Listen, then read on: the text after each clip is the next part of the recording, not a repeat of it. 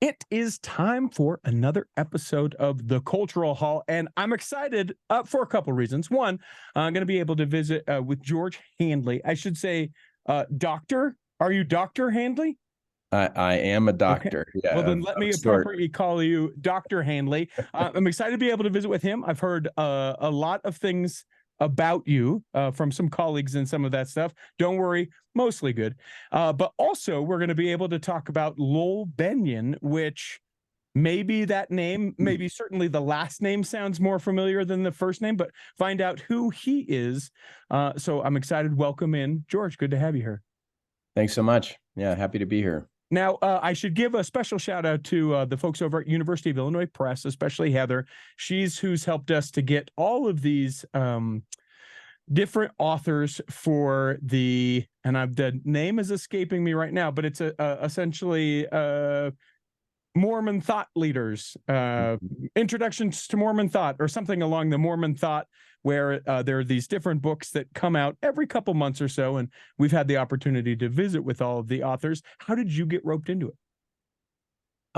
Well, Matt Bowman and Joe Spencer, who are the editors of the series, are friends of mine. They told me about the series, and they actually had asked me pretty early on if I was interested in writing something on Lowell. They knew that I was a fan of his, excuse me, and knew that I had known him in my younger life, and so they just said, "Do you think you might be interested someday in writing something like that?" And at the time, I said, "Yeah, but not for a long time." I felt pretty busy with other projects, but I don't know. It just kind of compelled me to get started on it a lot sooner than I thought. So I think mine is the third book in the series. So it's just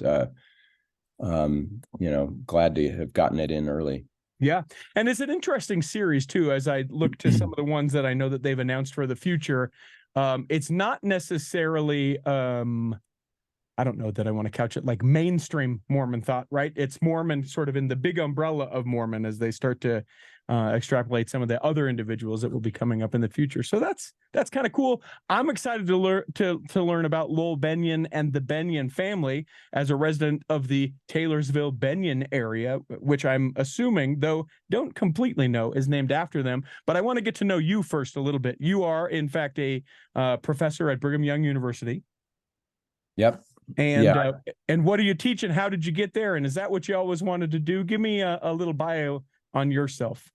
Yeah, I teach, my degree is in comparative literature, and I teach comparative literature and what's called interdisciplinary humanities. Okay. I focus mostly on the Americas, Latin America and U.S. Culture and literature, and I also focus on what's called environmental humanities. But I've been doing more and more work in what's known as Mormon studies, or sort of Latter-day Saint thought and theology. I've written quite a bit about the environment and Latter-day Saint values. So that's kind of what got me into this conversation in Mormon studies to begin with, and I've really enjoyed doing that in my later career. So I don't necessarily think I saw myself as ending up at BYU and writing about Latter-day Saint things, but that's how it turned out. I was eager I grew up back east, and I was always desperate to teach on the East Coast, and it just never happened. And then when I got a job here at BYU, I was born in Utah, left Utah when I was a young boy, and so it really felt like a homecoming, and I've just loved every minute of it. Give me an idea. I have no idea what comparative literature is, and maybe everyone else is like, idiot, how come he doesn't know what that is? But to me, that's like, well, this is a poem, and this is a limerick. Okay, so how is a poem? I don't understand.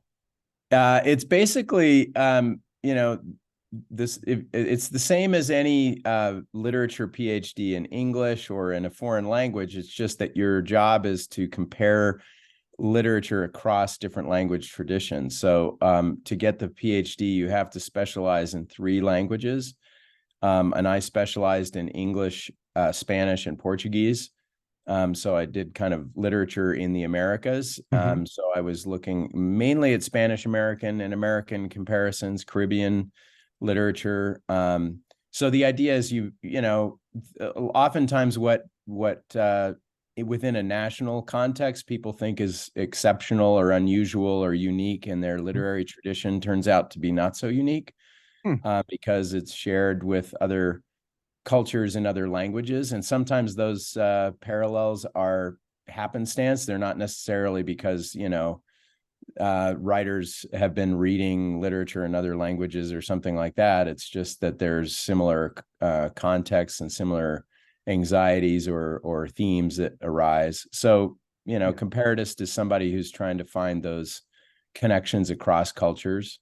And I did that at first about the history of slavery and its impact on literature in the Caribbean and Latin America and in the United States.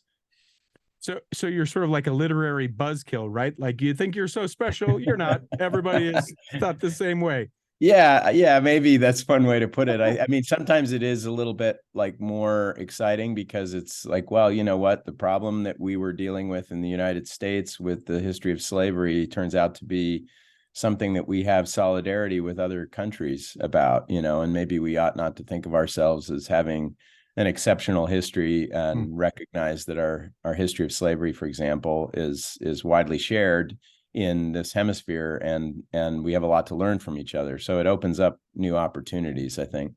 Yeah, I like the way you described it better than the way that I described it.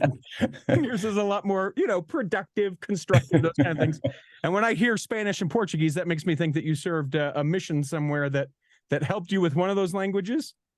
Yeah, I was intent on majoring in English as it was, and then left on a mission and served in Venezuela, and had no idea, based on my high school Spanish experience, that I was any good at speaking Spanish. In fact, I thought it was pretty terrible because I had a pretty terrible high school foreign language experience. I had a great high school experience, but my foreign language teachers were terrible. So I didn't learn any Spanish in high school, and then I served in Venezuela, and I was like, I'm pretty good at this. And not only was I good at it, I really, really enjoyed it. I mean, it just made me like high as a kite. I just love speaking another language. And I thought, when I get home, I want to learn another one, And so when I figured out that I could do all of that and study literature, wow, comparative literature, it was like, oh, well, now I know what I want to do. The only problem was, there's no job at the end of that. So I had to figure that out. And I just thought, well, the only way to get a job in comparative literature is to keep doing comparative literature. Yeah.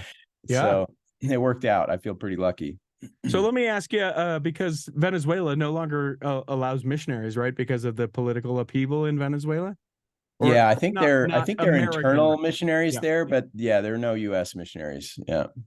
So did you ever get the opportunity to go back before it was sort of a verboten place to go? Only very briefly afterwards. I served in 85 and in 1986, and I went back in like 1988, I think. And visited some people and had, went to the beaches that I was never able to go to as a missionary, and had a lovely experience. But I kept, and for a long time it was still okay to go there, although it was getting increasingly unsafe. And my research seemed like it was inevitably going to bring me back there at some point for a conference or something. And I had a couple of narrow misses, and then it just shut down. So no, I haven't been back since the late 80s. Something else that you said that has nothing to do with why I wanted to visit with you, but sort of piqued my interest. You talk about essentially like being a good steward of the earth. That's something that you're passionate about. Are you a part of that? I know it's not church affiliated organization, but there's a group of sort of members of the church that I wish I could remember the name. I'm struggling to remember names of things this morning, but it's essentially like Mormons for the Earth. There are two. There's, and I am affiliated with both of them. I co-founded LDS Earth Stewardship, and then Mormon Environmental Stewardship and Alliance, MESA, is another organization. I have dear friends who are pretty actively involved in both and support both. How significant is it that in the last couple of years to you that you see the church making outward strides I'm thinking most recently about, this sort of pilot program in the state of Utah to say, hey, we're going to be a little bit more water conscious, and investing or taking the cost and saying, let's see how we can do this. How can we, reduce all that stuff? That seems very outward compared to, maybe a past LDS church. Yeah, I mean, it's interesting. It's probably more 19th century than it is 20th century for the church to be behaving that way, because in the 19th century, they did talk about water, and they talked about overgrazing and all kinds of things from the pulpit, because they were of immediate concern to a lot of people. That kind of vanishes during much of the 20th century, and I think it's really encouraging that it's coming back. It's been so. Yeah, I'm very, very encouraged by that. Bishop Caussey's General Conference talk from a year ago was historic in my mind. It didn't get a whole lot of media attention, which kind of surprised me. I thought, well, this is this is one of the most significant talks given in General Conference in my memory. And it was a really powerful talk, really advocating for stewardship to be part of our discipleship. So I think the church is definitely pursuing this. I think they're taking action toward more and more overt stewardship. The church has actually done a lot of great things in terms of environmental stewardship over the years, but they have been super quiet about it. And I think now they're realizing, maybe that was counterproductive. I think they thought of it as a kind of, I don't know, humility or something, like, well, we don't want to brag. And it's like, no, you should brag, because people think that we don't do those things, or people think that being a Latter-day Saint means being anti-environmental in some way. And, so I think that tide is changing, and it's for the good. So I'm excited. Yeah. Well, and you see that, and then I promise we're going to talk about Lowell Bennion. I promise we'll get there. We will eventually get there. No problem. But I mean, even the stuff in Brazil, where it seems like internationally, we're stepping out and saying, guys, we're part of the conversation. Really big deal. We are coming to the table as sort of leaders in this. And then I sort of counterpoint it to the stake president and I are visiting. This is a couple months ago now, and he's like, "Hey, how are you?" And I'm like, "I'm fine, great." It was time to get my temple recommend again, and he's like, "Anything else you want to tell me?" And I'm like, "How about we xeriscape the church here?" And he looks at me, and I'm like, I'm being serious. Yeah. And I'm like, let's. There's a great community around here. Let's teach everybody what xeriscaping is, and maybe we can use the church's buying power and leverage, and we can, do the whole community. And it was a gentleman who just looked at me and was like, "Yeah, I don't think we're doing that." and then now counterpoint. And now the church is saying we need to do this. Yeah, because I think he would be. And he and so many of us are like this, where the church says, go and volunteer and help the immigrants. And we're like, okay, here we go. And I think it's just another place where the church can say, this is important. Yeah. Get on board. Let's do it. To make the hard shift, let's take a break real quick. When we come back, we're going to be in the second block of the Cultural Hall, and we'll jump into who Lowell Bennion is, the Bennion family in general. That'll come back in the second block of the Cultural Hall. Here in the second block of the Cultural Hall, remember that you can always send us an email, contact@theculturalhall.com. And sometimes your emails help us to get in contact with our next guest, or it lets us know we should not have a guest like that guest that you did not like. We love the feedback. We love being able to hear from you.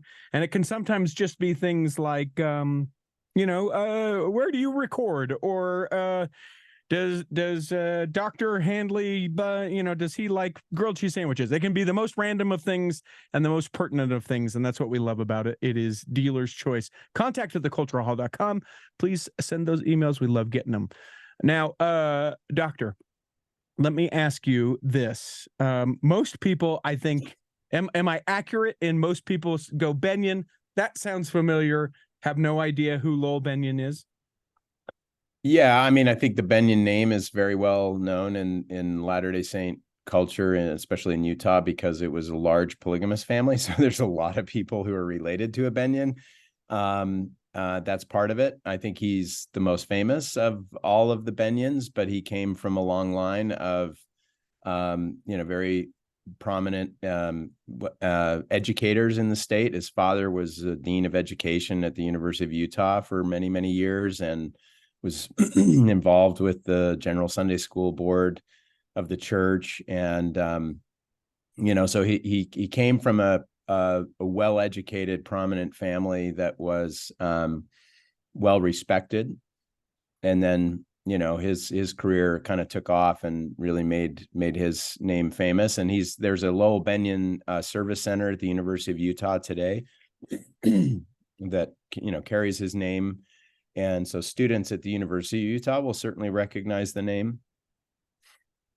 But his books and reputation kind of faded after his death in the 1990s, and so he's not as well known today as he was. But put him in sort of context. Was he groundbreaking in a theory of this? Was he the first one ever, or like what makes him sort of significant? Why would we first of all want to read and study about him, and second of all, there's a reverence that you have towards him that you sort of introduced at the beginning of this, saying you had an opportunity to know him. I can't imagine that you say that about everyone. So what makes him significant? Well, I think the thing that he was most known for is his humanitarian work. He was kind of a Mother Teresa of Mormonism in the 20th century. He really lived a very, very humble and simple life, and dedicated most of his waking life to serving other people. He was a teacher as well. He was an extraordinarily effective teacher. I argue that he's one of the most important educators of the 20th century in the restored gospel. He's a first institute director at the University of Utah, which I think was the fourth institute of the church. There was one in Idaho and one in Arizona, and I'm not sure where the other one was, but that's a very central place, right, to get started. And he writes the first manuals for college students, really articulating a vision of what religious education can and should be. And so he's foundational to a lot of Latter-day Saint thinking in the 20th century. But because he exemplified it so well in his active serving of other people and his commitment, he spent the latter part of his decade running a community service coalition in Salt Lake. So he was helping the homeless and widows and the underprivileged all the way to the end of his life. And so people revered him for that mainly. I mean, he as a teacher at the University of Utah, he brought students into the community to serve. He was about hands-on practicing of the gospel that he was teaching. He didn't believe in sort of theoretical conversations about gospel truths that without any sort of real life practice. So I think for those reasons, the tens of thousands of students who came under his influence in the middle of the 20th century never forgot him. They all revered him and saw in him someone who was both an extraordinarily effective teacher and communicator and writer, but someone who, without ego, served other people and lived his life for other people. And that was his call to everyone else, was this is what the highest purpose of life is to give yourself up and lose yourself in the service of other people. So he, when you were around him, I think people felt challenged, as I did when I met him, to live a more selfless life, and make sure that I didn't live greedily, or that I didn't become too materialistic, or that I didn't become callous and indifferent to the suffering of other people. All of those things were central to what he taught, but also to how he lived. So I think it was that unique combination of being a really effective writer and teacher and communicator, and being a really extraordinary example of discipleship and service that really catalyzed his influence for a lot of people. Individuals like this often have anecdotes that are told about them. Do you happen to have one that you can pull from where you're like, he was out of this and this is what he said or did, or any sort of story that you could share to exemplify? Well, he ran a boys ranch in Idaho. He started it in the 1960s, and I went there as a boy in the 1970s. So and is then it like later, a scout ranch? Because when I hear boys ranch, I think that, yeah, it wasn't Dr. Handley affiliated with the Boy and Scouts. Yeah, it wasn't affiliated with the Boy Scouts, so it had nothing to do with merit badges or anything of the sort. In fact, he quite disliked that idea of merit badges. It was about self-development and work. He had an experience when he was a young boy where his father sent him to a ranch in Nevada. I think it was an uncle or something that he went and worked a summer on this ranch, and he thought it changed his life. And so he wanted boys to have that experience of hard work that would create a sense of self-esteem and also service. So we did a lot of service in the community. It was in Teton Valley. I was later a counselor at the ranch as an 18 and 19-year-old. So in the summer of 1983 and 1984, which were the last summers he ran it. And, so I can't point to a single moment, particular moment, but every time I was in his presence, I soaked it up. I soaked up his influence and asked him lots and lots of questions. I read everything that I could get my hands on that he had written. I do know that, sort of an unbelievable anecdote, but I had a schizophrenic uncle, my dad's brother, who was a very, as schizophrenia goes, he was a very difficult person to spend a lot of time with because his behavior was erratic and challenging. And Lowell was such a compassionate soul that he offered to take my uncle to Europe with his family on a vacation many, many years ago, as a way to try to help him. So I have sort of a family debt to him. I think that kind of stunned the family that he would even want to do that. He was very patient with difficult boys at the ranch. The most difficult boys would often spend a day weeding the garden with Lowell.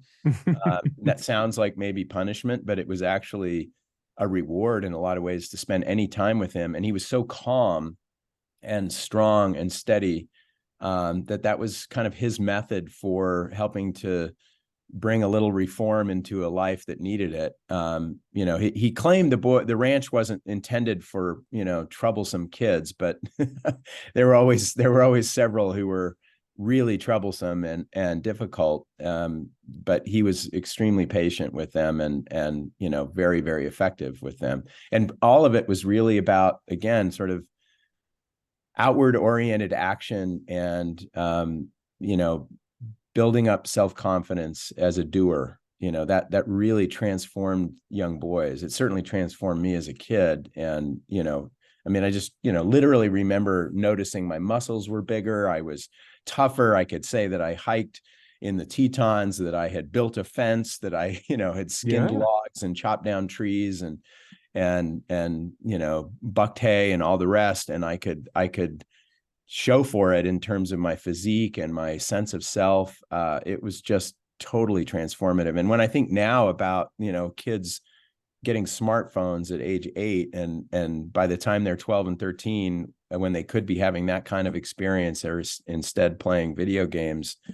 I think Lowell was on to something. He really worried that, something was happening in the culture where we were becoming too materialistic, too distracted, and too entertained, and weren't focused on the things that matter most. And so he built that experience around a desire to transform. And that, fortunately, he only did it for boys at the time. It's now the ranch is now run somewhat differently, but it's still run in that same valley, and it's run for boys and girls now and families. So it's got a lot of really beautiful things happening.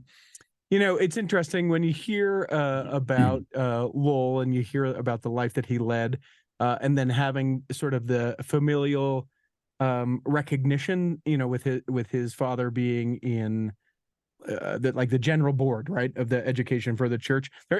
In a 21st century term could be almost labeled as like and I hate this term so very much, but this was sort of Mormon royalty where he could sort of be like, yes, I am a Bennion, and sort of rest and reside on that.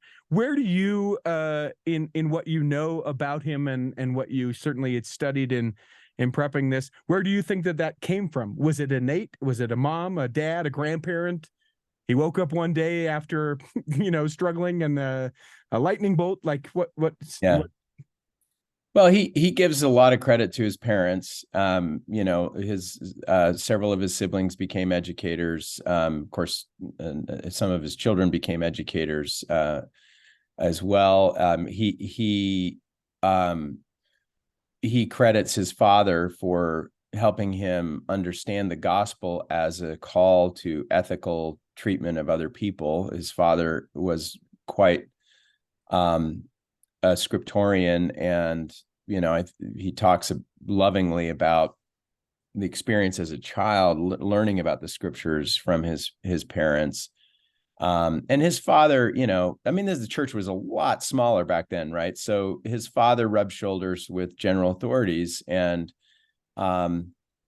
they were sometimes in his own home, and he became friends with David O. McKay. And, during the time he was an institute director, he felt he could go to David O. McKay directly with questions. He had a couple of private meetings with him, mostly about the ban on the priesthood that concerned him, because he felt he had access, right? He felt like he had that permission. I think what he learned from his father is that to be a Bennion is to be uninterested in self-aggrandizement and rewards and recognition. I mean, Lowell was assiduously dedicated to living a life that avoided the pitfalls of fame, even though he became so beloved. He really worked hard not to make himself into some kind of a guru or some kind of an idol that people could come to for. He was about empowering people and helping them, become spiritually and temporally self-reliant, right? So it was not healthy if somebody became too dependent on him or too clingy toward him. So I don't think he was ever interested in becoming a figure. I think that made him somewhat uncomfortable. And yet, he couldn't help but write. He couldn't help but make his contributions. So he was writing books all the way to the end of his life. And because I think he felt, I have something important to say. I understand the gospel well. I've done it, I've taught it, and I've understood it, and I've written about it, for decades. And so the church, I think he felt like the church needed him, whether or not they were going to ask him. They did, of course, formally ask him to be the institute director, but he is bumped out of that job in the early 60s. And but that doesn't stop him from writing, more aggressively for the church, right? But during a period in the 70s, 80s, and into the 90s when, it wasn't really clear where were the venues, where were the places where a thoughtful Latter-day Saint could make their offering to the general membership of the church in a way that didn't come across as, trying to tell the general authorities how to run the church, or didn't come across as I want to become somebody's, proto-apostle or that sort of thing. But if you read his books, like, there's very little of him in them. He's not very personal almost ever in his writing. Even though he's very effective and he writes in a very accessible, simple way for any reader, he was not interested in making his story into something that was of interest to other people, which is in some ways too bad, because he had such an interesting story to tell, and the few times that he gets a little bit personal in his writing, it's very compelling. But he didn't like that. He actually worried that the culture of keeping a journal that President Kimball had emphasized when I was a kid, he worried that would make us into very self-obsessed kids. Where my story is what matters, and I got to spend all my time writing my story. I don't know if that's a fair critique of what journal writing can do, but I just say that because of how worried he always was about, selfishness and self-obsession, self-orientation, which was really one of the great diseases of our time, that he felt the gospel could cure if we would let it. In heaven, he's just looking down going, what is this social media?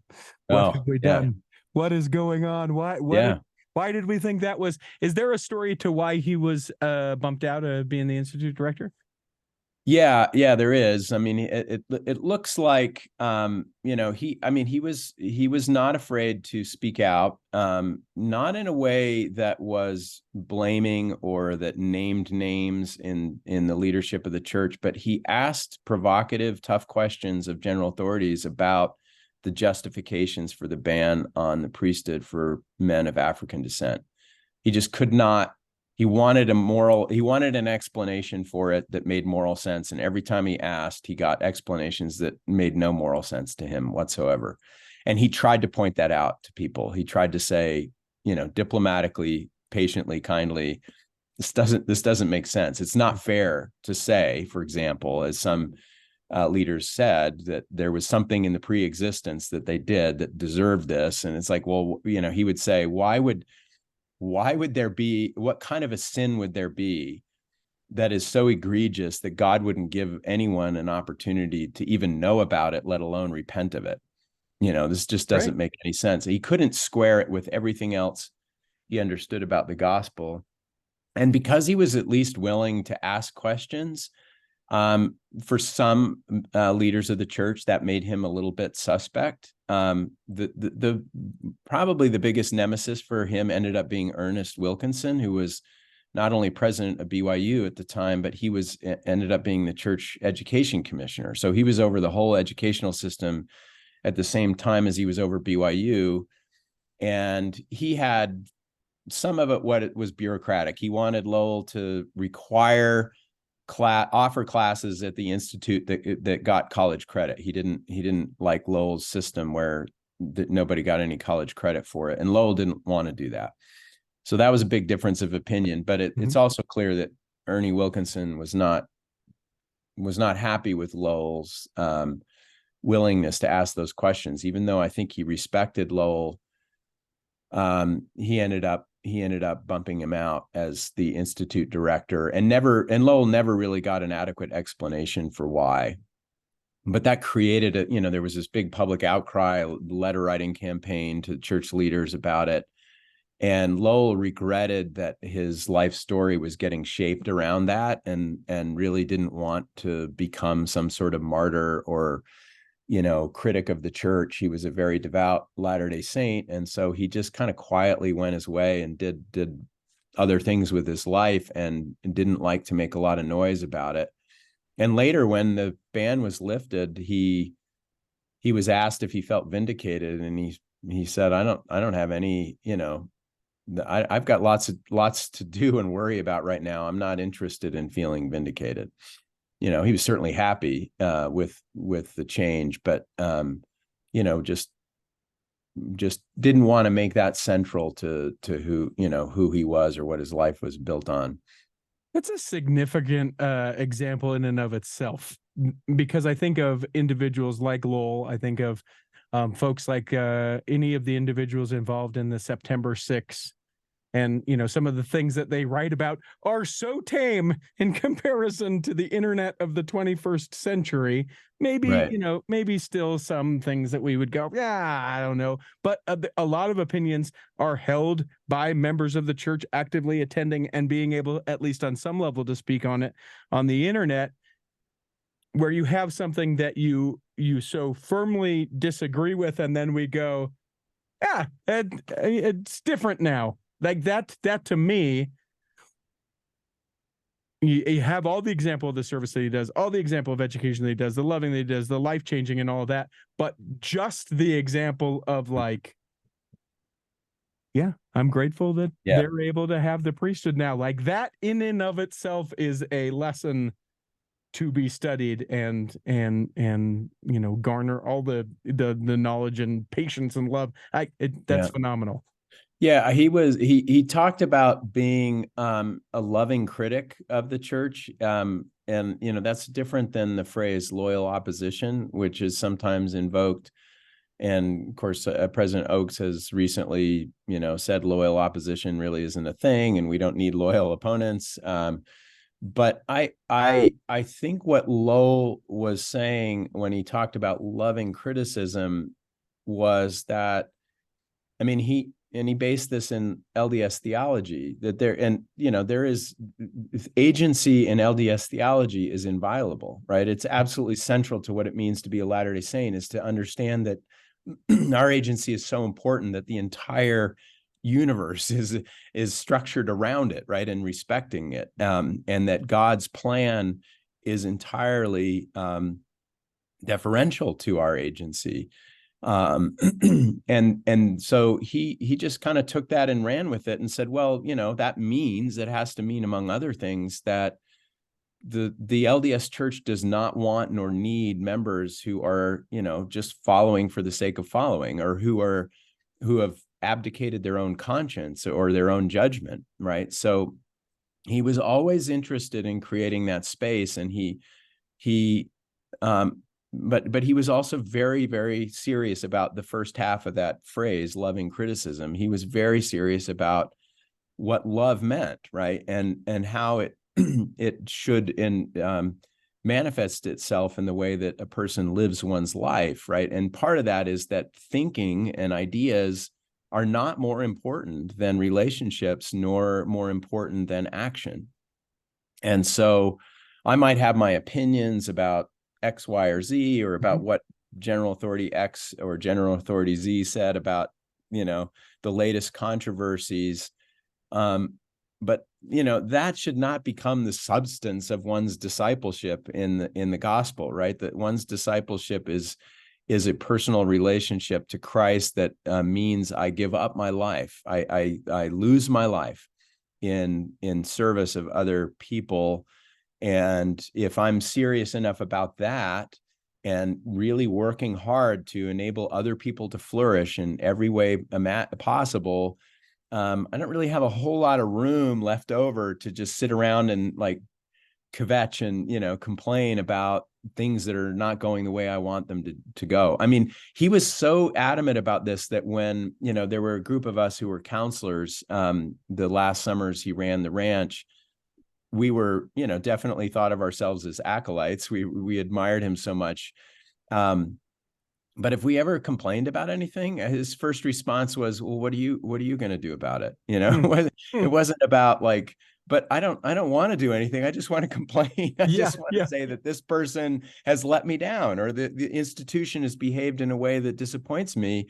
He was a person who studied institutions. He had a PhD in sociology, having written the first English language study of Max Weber. So he was a very brilliant man, and he understood that institutions are bureaucratic, and they often do become their own worst enemies, and their bureaucratic structures and behavior sometimes create what he called churchianity rather than Christianity. Oh, I like that. That's why they need help. But they need help, was his point. It's not that they need criticism. They need loving. One has to have the judgment and critical capacity to see a problem, but then one has to have the moral decency and humility to say, I'm going to be part of the solution. I'm not going to just sit here and call it out.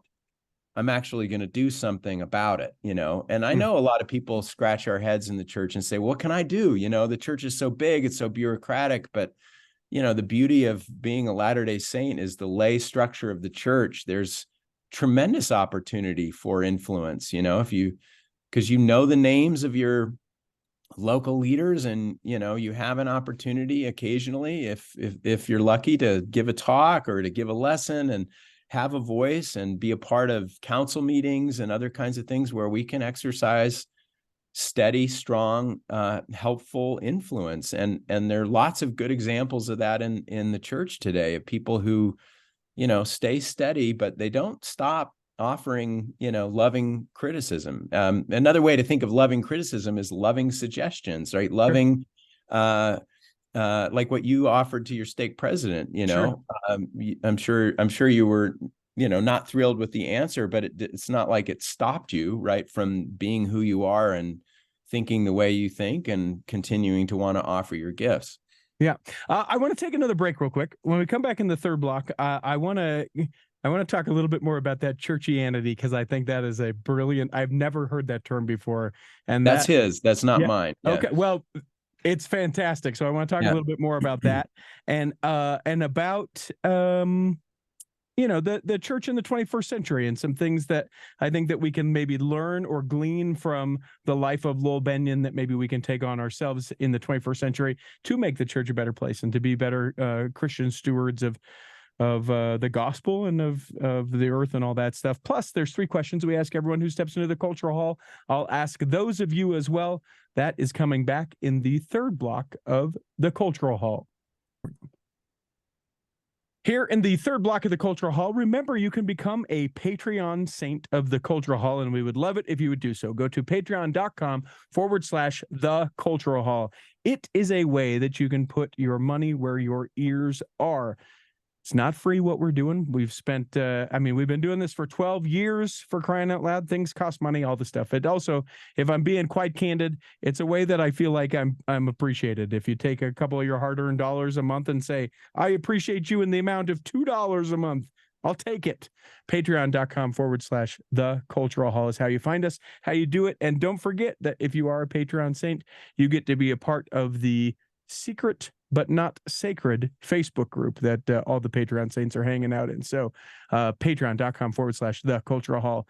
So I think of Lowell in a 21st century mindset as sort of a disruptor. You're familiar with the term, disruptor. It's someone that takes an organization and they say, you know what, we're doing it like this, and I believe in the bigger thing, but let's look at it a different way. And I see this and I laugh about this, that some of the people that we love the most within the church, whether they be leadership or, the church, especially here in the 21st century, we start to have these influencers or these people that we sort of love. And there are people that don't fit the mold necessarily of the church, right? So I think of who am I thinking of? I think of there's a lot of love for Emily Bell Freeman, who recently called, and I love her, previous guest here of the Cultural Hall. She's great. But I think that a lot of the things that people have said about her is that she is super relatable and that she looks different and she doesn't speak in the Mormon woman, tone of how you speak these things. And so we're drawn to these people that do things in a different way, believing, but do things in a different way. But then inside we go, but everyone should be like the Mormon Tabernacle Choir. Would you please wear the same color dress top, the same pearl necklace, the same earrings? Gentlemen should only have a mustache, if anything. It seems like such a I like your beard, by the way. I just thank you very much. It seems like such a push-pull that we're like, yes, we love it, but also I can't do it, but I want to be it, but I don't dare. But there, I don't know that I have a question at all that, but I would be curious to your thoughts about, how do we navigate that? Is there lessons from Lowell that we can be able to either imbue some of the courage that he, was able to have, if that's the right word, or how would we walk in those footsteps? Yeah, I mean, fundamental to Lowell's understanding, which I think, I'm entirely persuaded by as is fundamental to our theology, is the idea that,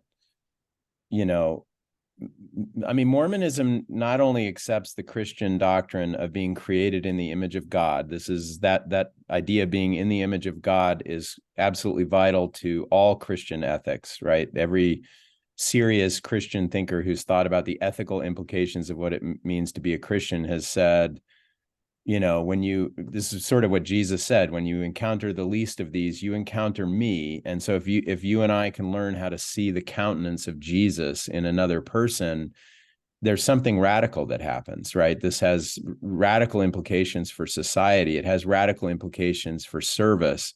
It cuts across every category of division and difference that you can imagine, and demands of us the capacity to see and to honor that divinity in another person. But the restored gospel sort of takes it even to a higher level and says, well, it's not only sort of the imprint of God that's in each of us, but there is actually something in us, an intelligence, if we want to think of it that way, which sometimes we use that word from the scriptures to describe it, but there's a part of us that is co-eternal with God, right? That was neither created nor can be destroyed, that is part of essential to our agency, and that we have this divine potential. We're not only in his image, but we have sort of his divine reality as our future, right? Mm-hmm. And so Lowell saw that as a profoundly important call to work for the flourishing of human life wherever and whenever we can. And that can be something very secular, right? It can be teaching someone how to read. It can be teaching somebody a skill. It can be certainly befriending someone and helping them to feel valued and loved. It can be opening certain doors of opportunity for them. And it shouldn't be just one-on-one. In his mind, it also includes what he called social morality. It means that we have to work for the flourishing of all human life, right? So Latter-day Saints who get involved in refugee work, or Latter-day Saints who get involved in anti-poverty work or anti-racism work, or any sort of effort to try to open up doors of opportunity for people, I think in his mind was an appropriate expression of our doctrine, right? Of our doctrinal understanding of human life. So there's absolutely no room in Christian theology for judgment, right? For flippant armchair sort of dismissal of a person based on anything, right? Whether it's their physical appearance, their sexuality, their gender, their race, their religion, their language, whatever it might be. We have to be totally committed to overcoming those barriers in the interest of that common identity. But that isn't to say, in Lowell's thinking, that we shouldn't acknowledge or recognize difference. I have heard some Latter-day Saints say, well, I don't see color, or I don't see race, or I'm not sexist because I clearly believe that the genders are equal, but then, when it push comes to shove, they can't actually accept those differences very effectively, or don't even really know what they are.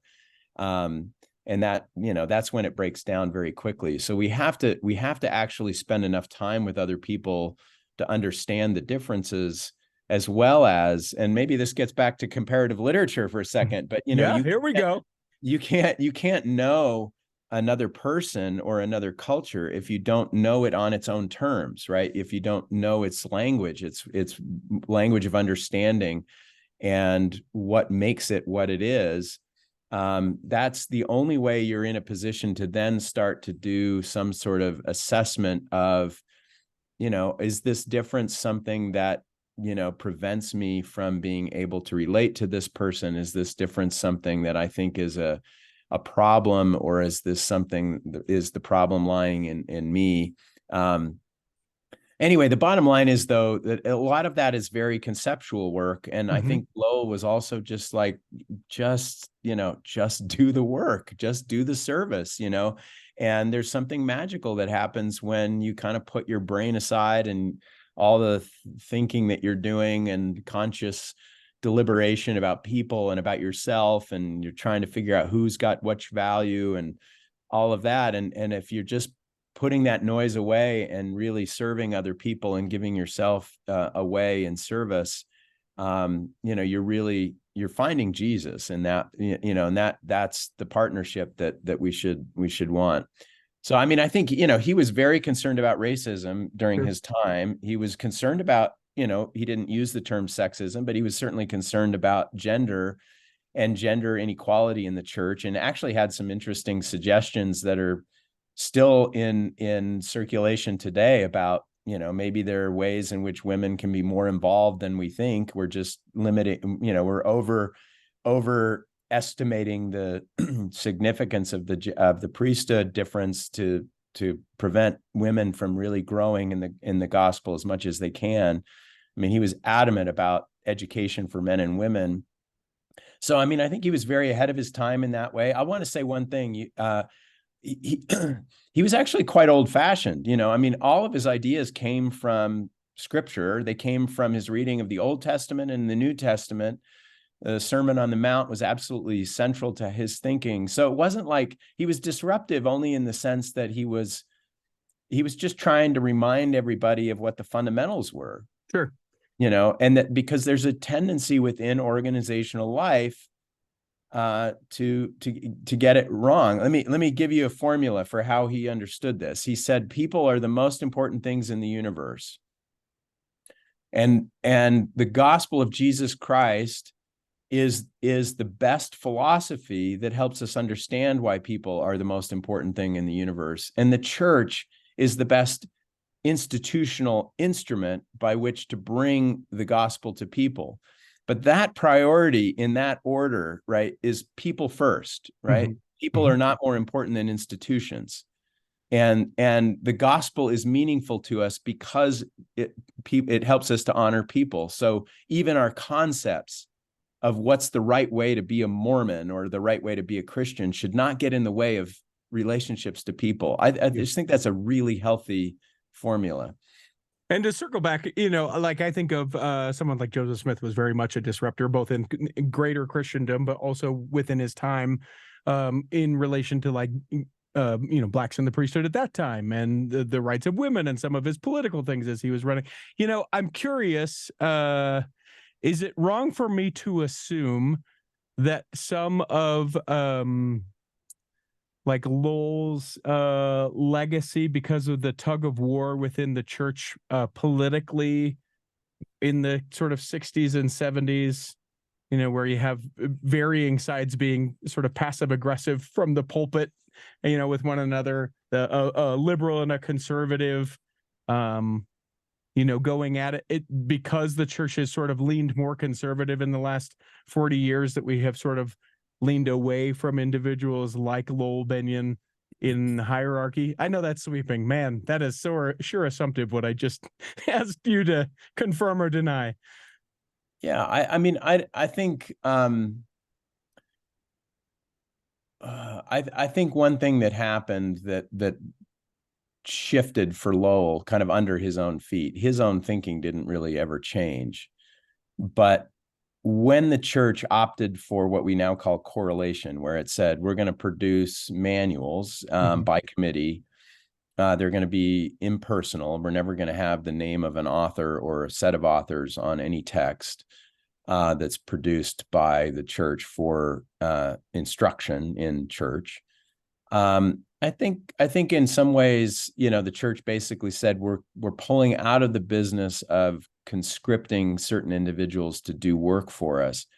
But I don't think that meant that, nor means today, that the church doesn't want or doesn't need individuals to do the work that they do. I mean, I'm confident that no church leader, maybe there's some, I don't know, but I can't imagine church leaders saying today, we don't need a Terrell Givens doing what he's doing in the church, right?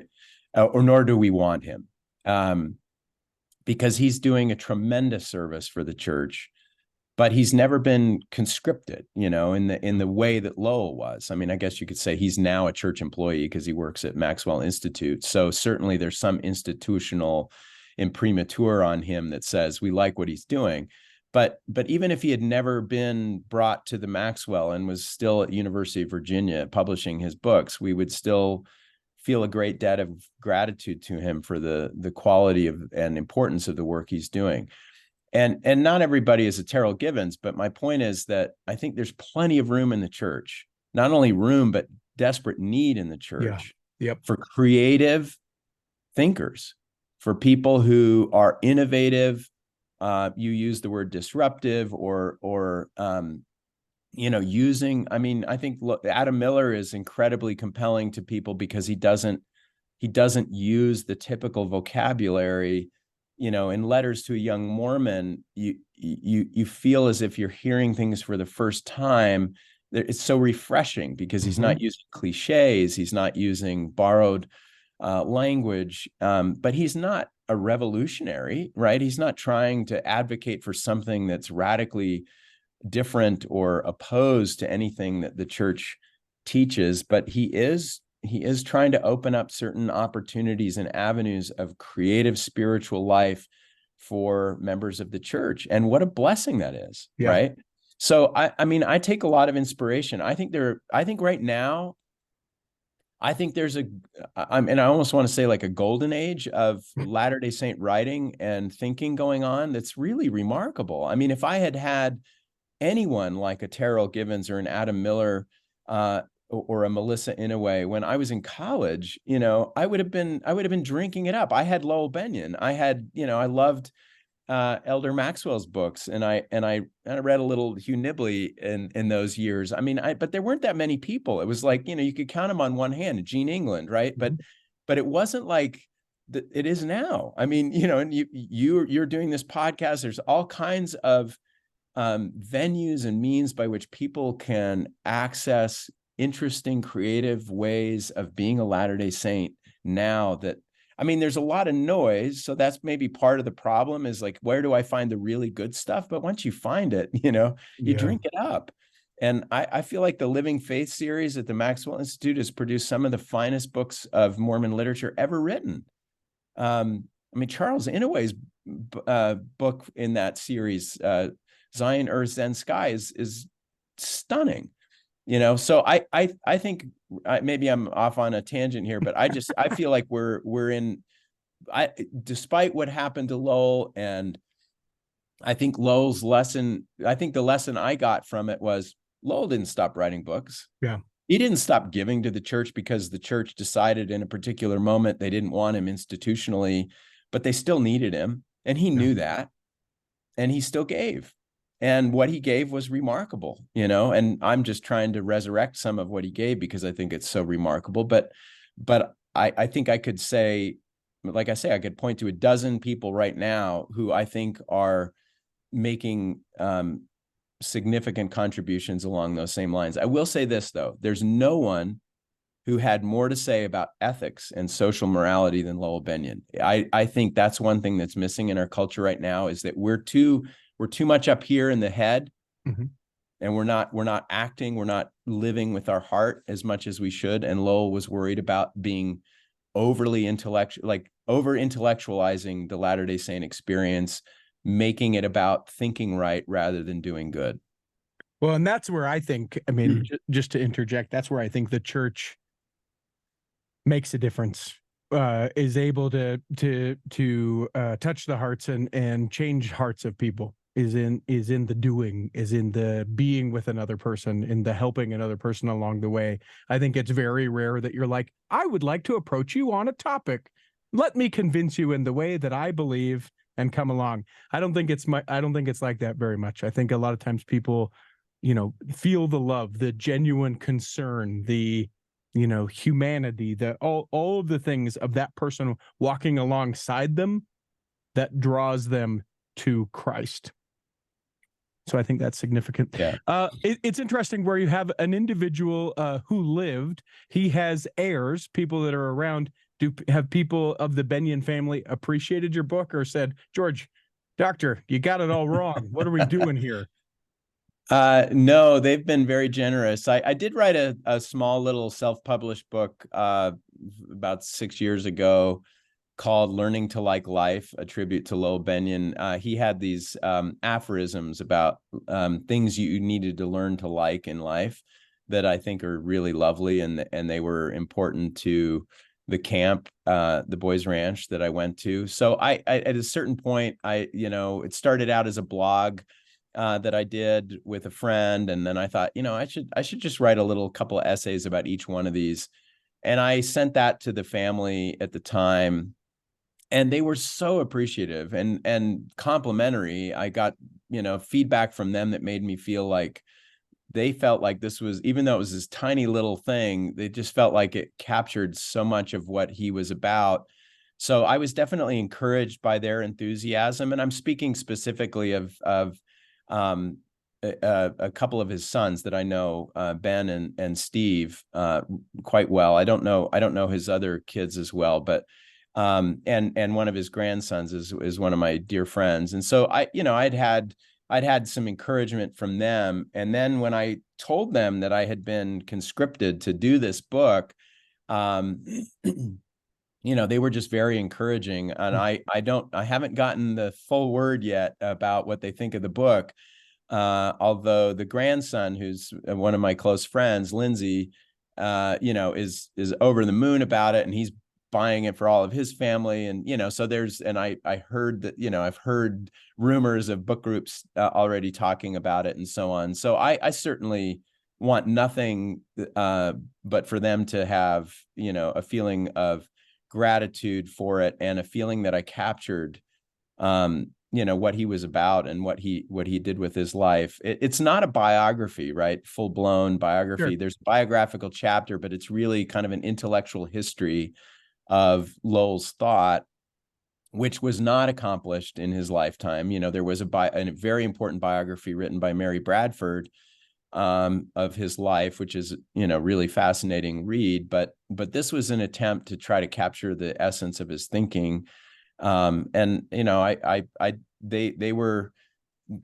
was corresponding with them and letting them know about it and asking for feedback and so on. So they've been, aware of it and supportive of it from the beginning. People can find a link to purchase it in the show notes for this, so you don't have to go searching for it. You can just find the link in the show notes, click purchase, get it, and we encourage you to do that. And again, special thanks to the folks over at University of Illinois Press for all the great work that they do. They do some really cool stuff in the Mormon space, and grateful for what they do. It is not missed on me that there is a Bennion heir named Ben Bennion. That seems sort of funny to me. I don't know. Worth a comment, because I'm like, Ben Bennion. Okay, let's do it. There are 3 questions that everyone who steps into the cultural hall is asked, and I will ask those of you right now. The first question is do you have a calling? And if so, what is it? I do. I'm a first counselor in a bishopric. Okay. This is my 4th time as a bishopric counselor. Always a bishopric, never the bishop? I've been a bishop of a married student ward, and I was in a stake presidency for about 4.5 years. Yeah. Do you yearn for the day when it's like you just get to go to church and then you're done? I don't know. I mean, I'll take whatever is given, but I love it. I love working with the youth. I love working with the ward. I love helping a good bishop. It's very fulfilling. So I don't know. I guess I'm just built that way. I enjoy being actively engaged, and sitting on the back pew has not been my style. Yeah, I think that's pretty awesome. I always get the opportunity to teach, and it's a similar where people are like, you get up and you try and navigate, and I'm like, yes, absolutely. I love and get people a little bit, out of their comfort zone, or let's start this a different way than people have ever had a lesson. I'm all in. Yeah, I'm sure you're great at it. That's the calling I've always wanted, and I can't seem to ever hold on to it for more than like a month at a time. It's just to have me teach Sunday school. I'm happy to do that forever, but you put me in a meeting and I just go, wait, what are we done? Is this almost done? Listen, I'll do all of this. I'll do whatever is asked if I just don't have to be here anymore. Just give me a list. Yeah, we do a lot of sitting. The second question is, if you could pick a calling for yourself, either one that exists or make one up, what would you pick? Well, I think I just said it. I think I would gladly teach straight from the scriptures every week. So Sunday school, And but are you teaching the adults or are you teaching the teenagers? you know, the I love teaching the youth, but if I had to pick, I definitely would go with adults. You know, I teach college students, so you know, that's about as young as I'm ideally suited for. Mhm. You know, I don't want to have to deal with like discipline in the room. I don't want to have to tell people to be quiet and Sure. stop interrupting. Yeah.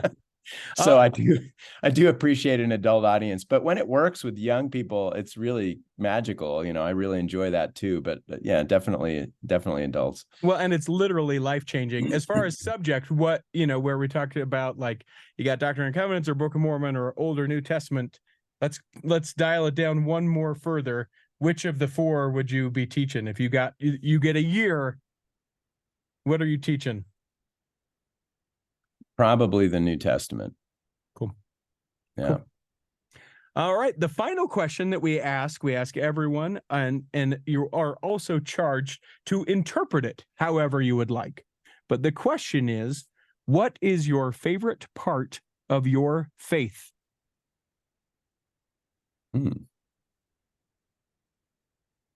You mean,